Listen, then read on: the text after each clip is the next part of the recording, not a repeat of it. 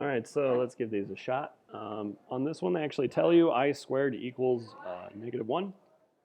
Be careful on this. I'm not just squaring everything inside. Whenever you square a polynomial, it literally means you need to write it out twice and then multiply it together. So I'd get 16 plus 4i plus another 4i plus that I squared, which we know is actually -1.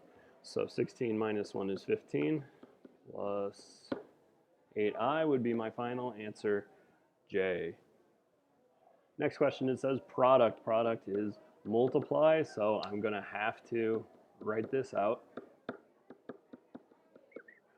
Negative 3i times 3i is negative 9i squared, so that looks a little bit different than before.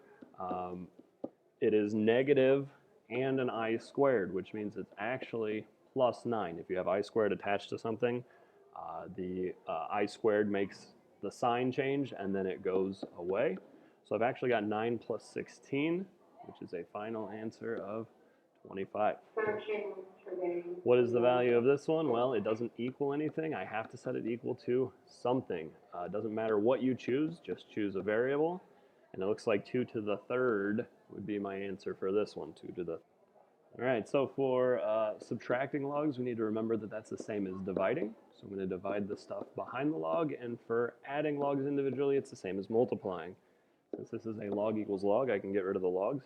24 divided by 3 is 8, which equals 2x, so x is 4 is my final answer.